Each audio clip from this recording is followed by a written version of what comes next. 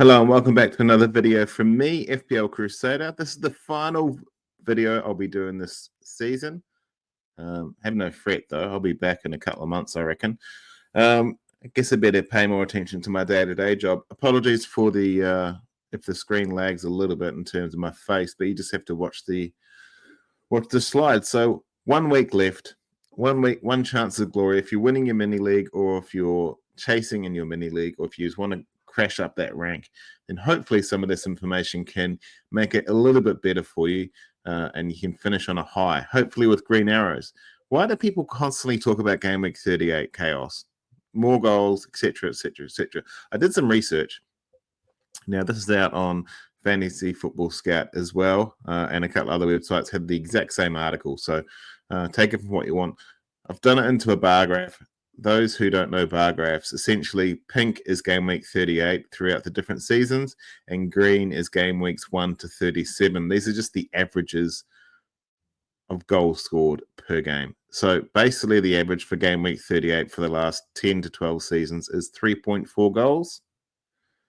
For the rest of the season, it's 2.7. So 0.7 goals extra is scored in game week 38 compared to the rest of the season. Now, it doesn't sound like a lot, but you times that by 10 games, you're looking at 7 goals, right? If you had, let's say you were perfect and you brought in all those amazing players who scored the extra 7 goals, you times that by 4 or 5, let's go 5, that's 35 FPL points. Chuck on some bonus points, you could be pushing 45 points with goals and assists. So it is important to capitalize on those potential goal scorers. Now, one of the things you need to understand is certain teams could be on the beach. I know that's been said a lot. In the professional era, they really shouldn't be. My team shouldn't be on the beach, Fulham. We do host Manchester City in the last game week. City, who need to win to confirm that Champions League spot. Will we be on the beach? We just beat Brentford. We generally don't back up well. It's coming off a derby game. You'd expect City to win. I reckon we can do something. Maybe pull off a draw. Wouldn't that ruin City's season? It would ruin the season for the entirety of Manchester. As we go into the next side, I live in Australia. Everyone was backing Ange. Congratulations, Tottenham. That's all I'll say about that. Neither Tottenham or Manchester United would feature in any of my slides. They are absolutely the worst for FPL points, and they're 16th and 17th in the league. They probably should be relegated, but I guess that can't be, considering the likes of Leicester and Southampton and Ipswich. Speaking of those teams, if I was to do a wild card, if I was to do a free hit, this would be my team this week. It's Kepa in goal. I've gone the double up with Houston and Kepa from Bournemouth. The reason why I couldn't do Kirkes is I couldn't quite fit him in this week, but they're at home to Leicester. Leicester's had their dream game last week where Vardy scored his 200th goal at home.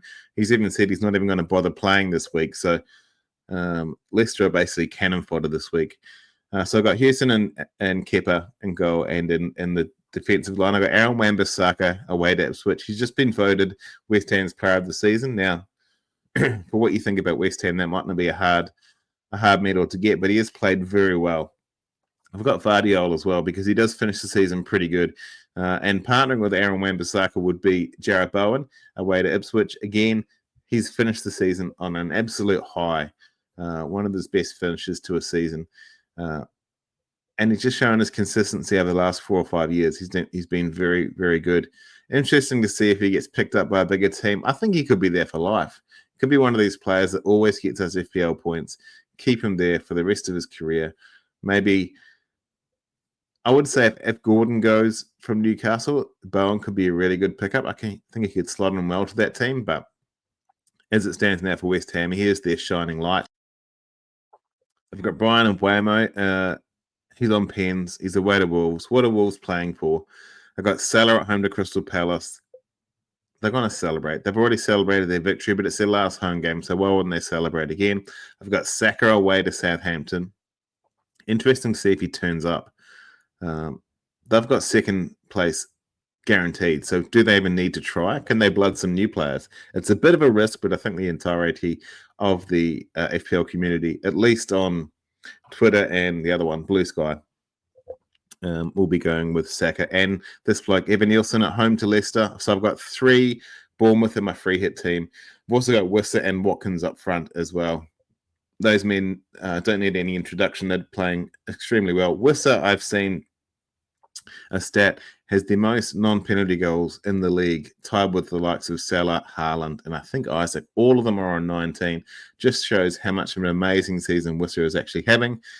On the bench, I got Flappy just because of money. Same with Burgess, just because of money. I've got Savinho and Ryan Aït-Nouri. I couldn't really justify Aït-Nouri playing in this team because I got Brentford at home and Brentford should score. There's only a pool of 8 teams that we're taking it from, but those are the ones with the best fixture. So if I had a free hit or a wild card for game week 38, this would be exactly what it is. But it's not just about me. Who are you bringing into the team this week? As it stands now, 180,000 people have brought in Jarrod Bowen. Not far behind is Ollie Watkins at 165, and that man again, Evan Nielsen, at 145. Honourable mention to Saka and Wissa, who are just 20,000 behind that. So all these players are highly touted, and they should have a really good game week. But game week 38 is one of those ones where you just don't know. There could be upsets. What are West Ham really playing for? Villa are playing for a spot in the Champions League. Bournemouth equally want to get right up there as well. The expected points for this week are quite interesting. This is based on Fantasy Football Pundit, so thank you for them. Been using them for the entire season, and they are amazing in terms of their stats. If you need stats, they've got so much different tools that can help you. I know everyone uses a bunch of other probably more popular ones, but this Fantasy Football Pundit stats are just really interesting, and I think they're laid out better, simpler. For someone like me who needs to visually look at something and just grab the information straight away without going through what is basically a spreadsheet on a website, this is very easy. This is based on everyone starting and playing the full 90. So Mo Salah, 8 points at home to Crystal Palace. We've seen that he's let a lot of people down over the last few weeks. Saka's got 6.8 points away to Southampton.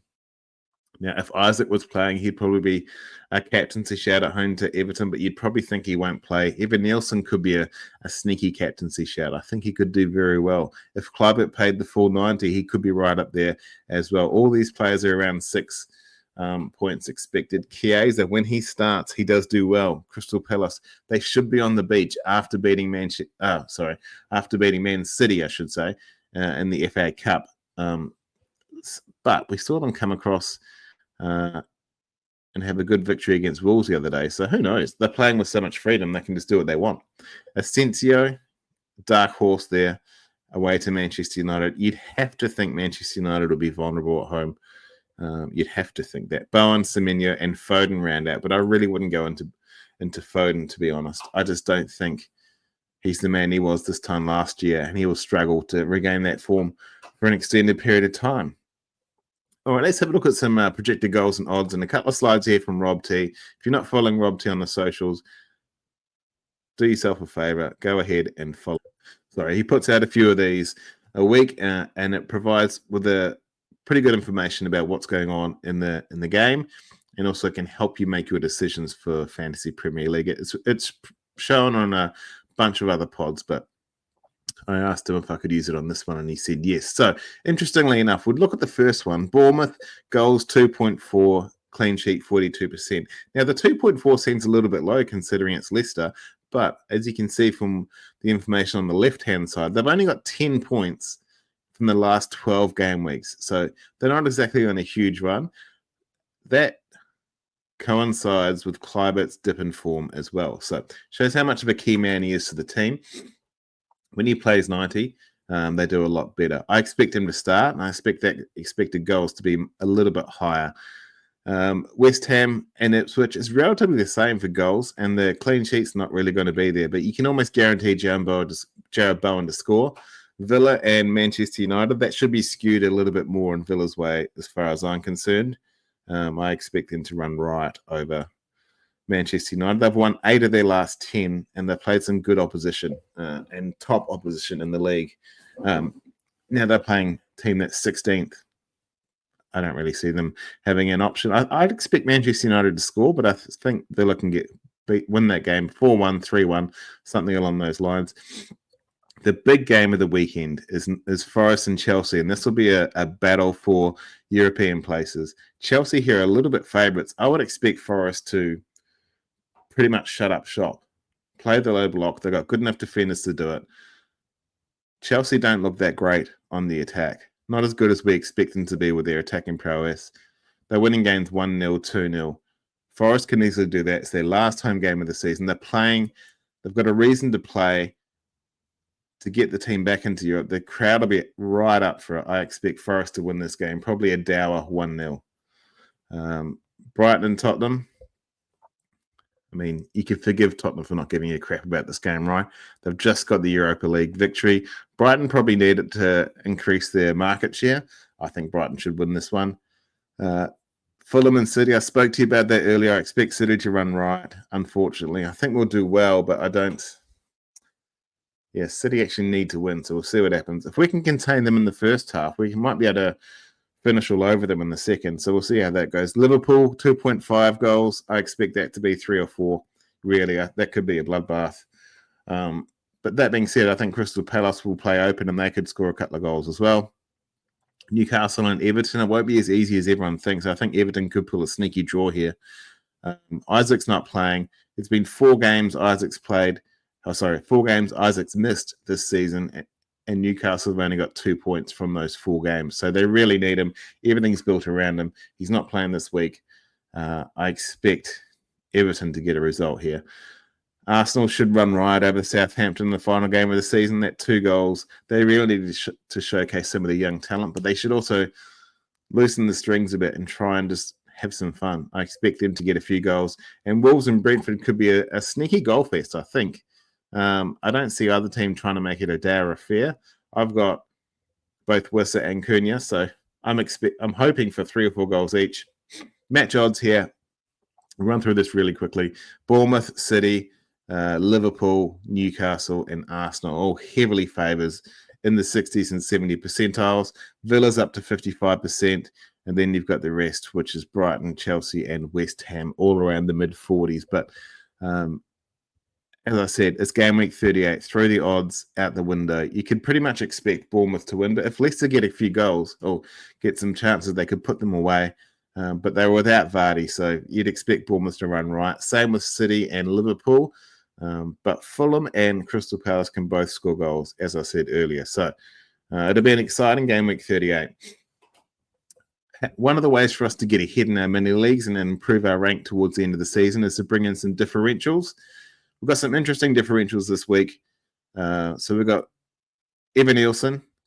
He's at home to Leicester. Leicester are done, as I said to you earlier. I think he's probably the diamond differential this week. He's still under 10% owned. He won't be by the time of kickoff in game week 38. I think he'll do pretty well this week. I expect him to score at least a goal. Newcastle, they're at home to Everton. They could struggle. As I said to you, they struggle without Alexander Isak all the time. However, Anthony Gordon is starting to become in a little bit of good form. If he gets a start, like they did last week, I think he could do very, very well. I don't think Callum Wilson's got it in him anymore, but this bloke definitely does. And he could even be playing for a transfer away. Liverpool have been swirling the last couple of seasons. If Luis Diaz does go overseas, like it's been rumoured, then they need someone to bring in, and potentially this could be this bloke. So a final finish in the last game week will be very good for him. And Martinelli, he's a starter now. He's on form. We think he's got the starting position over Trossard, but obviously wait for the late mail on that one. He is looking really, really good. And against Southampton, he is a bit of a flat track bully. So against Southampton, I can see him doing very well this week. Wouldn't be surprised if he plays out of his skin. In terms of captaincy, well, where do you go? I mean, if you're protecting rank, you go Mo Salah at home to Crystal Palace. You can see by his heat map, it's pretty much all directed to him going towards goal. As we know, that's what he loves to do. The romantics will say Kevin De Bruyne, but we're not even sure if De Bruyne will get his start or get 90 minutes. Away to Fulham, he's only expected to get 4.9 points because we don't know what kind of minutes he will get. Salah's supposed to get almost double that with 8.1 points. But Jared Bowen away to Ipswich could be a sneaky one. I think he could do very, very well this week. 5.9 points. I might even chuck the captaincy band on him. If you bring in Saka and you want to captain Saka, I can completely understand that. But this week of all weeks could be the week to go completely out of left field. Now, my crosshairs this week, they're averaging 6 and 5 points, and it's pretty straightforward. It's Anthony Gordon, Martinelli, and Kevin De Bruyne. So those are the three that are really in my sights.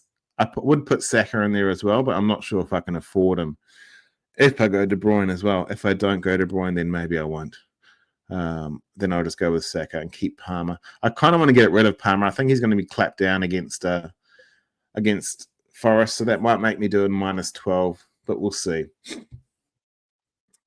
In terms of the forwards, we've got Ollie Watkins, we've got Evan Nelson, and of course, Danny Welbeck. Now, Brighton are playing very well. They've just beaten Liverpool.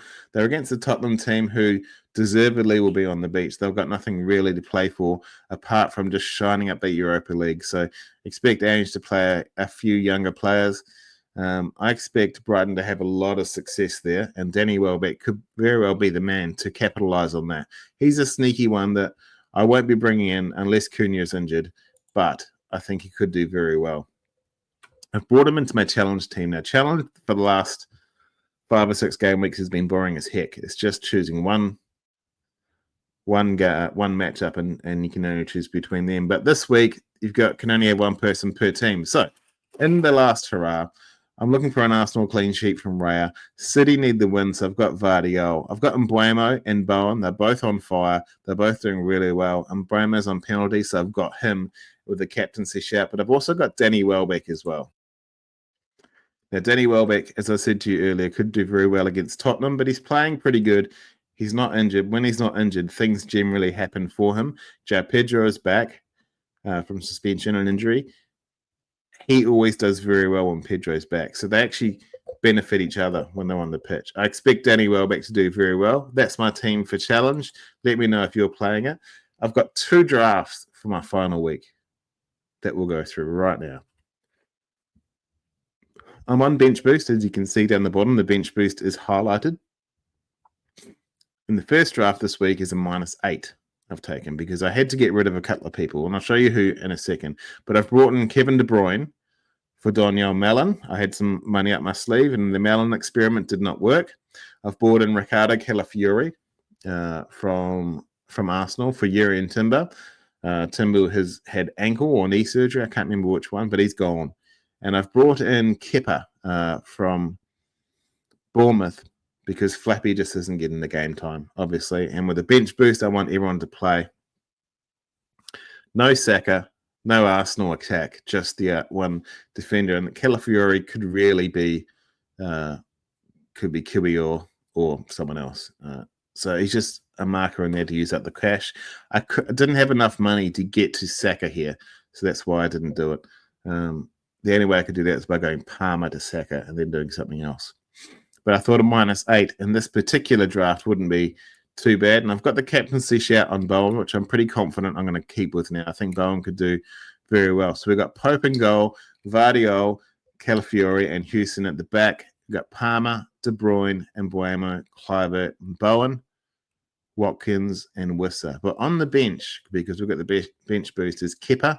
We've still got Daniel Munoz. I think he can do okay against Liverpool. He's one of the most attacking fullbacks in the league, so I'll be keeping him there. I've got Matheus Cunha, and I've got Murillo at home to Chelsea as well. So this will cost me a -8, but I can guarantee I'll get that back from the bench boost. I think this team looks okay. I'm not entirely convinced with it. Let me know what you think. This is okay. This is my first draft. Take it in. This is my second draft here, and it's a -12. But it looks a little bit better. So I've gone KDB. Yes, I'm keeping him. I've got Saka. Yes, I'm keeping him. I've gone Raya over Kepa. And I've gone Kiwior over Calafiori. The people I've taken out are Cole Palmer. Don't trust you. Daniel Mellon, Yuri and Timber, and Flappy. So in goal, it would be Raya away to Southampton, as is Kiwior. I've got Vardiol and Houston in the back line. Bowen is still my captain, even though I've brought in 2 premium midfielders. I've got Kluivert, I've got Mbuemo, I've got De Bruyne, and I've got Saka, which is a pretty good midfield, I think. I know the risk is on Kluivert, but all they need is a penalty or for him to get in a little bit of form during the game, and he can bang 2 or 3. I've got Watkins, I've got Wissa, I've got Murillo, I've got Munoz, I've got Cunha, and I've got Pope. I think this is a stronger team, and I might go with this one. The -4, the extra -4 to -12 is a little bit of a concern, but I think we'll be okay. I think it'll be worth it in the end. And I mean, it's game week 38. I'm not really worried about anything. I think it could be fine. The only concern I have, I still got a concern over Cunha, but I probably wouldn't change Cunha for Evie Nelson, I don't think. I'll probably end up bringing Welbeck in, which would mean I could go Kiwior to Ben White. I'm not sure if that's good or not. I think Ben White's effectiveness in attack is much like the rest of Arsenal. It's just dropped so much this season. It's hard to say what's going to happen, but I think this is probably, I'm probably leaning more towards this one because the extra -4 doesn't really matter at my rank. I'm 1.2 mil, so I don't really care about the impact it has, but I just want to have a final crack at the last game week and have a huge game week drop. Bench boost, what can you really expect from it? 10 or 15 points? Hopefully we get more than that. I think the team looks pretty good here. It's got a couple of Arsenal, also 3 Arsenal. It's got 2 City. What have we got? 2 Bournemouth, 2 Brentford. We've got Bowen, we've got Watkins, we've got Munoz, we've got Pope, Cunha, and Murillo. It's not a bad team.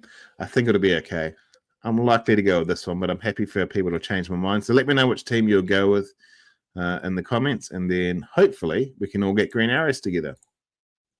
Speaking of deadline, let me know who your captain is in the comments as well. I really want to understand where people are going. I'm pretty much going to stay on Bowen. There's no way he's not going to play, and he is their talisman, so I think he can do it pretty good. I don't think I'll be going Saka because I can't guarantee he's even going to get 60 minutes. The deadline in Australia is 11:30 a.m. That should be p.m. 11:30 p.m. on the 25th, which is Sunday. The deadline in the UK is 2:30 p.m. on the 25th, which is Sunday. 2 days' time, 1.5 days' time. That's all from me from season 24-25. Thank you very much for tuning in. One final time, I hope your arrows are green and your differential score hat tricks. My name's Luke, FPL Crusader. Don't forget to like and subscribe because in 2 months' time, I'll be throwing my big head back into your YouTube stream and on the socials, and then we'll go again. So thank you very much for tuning in. Hope you've enjoyed it for this season, and then I'll talk to you next season.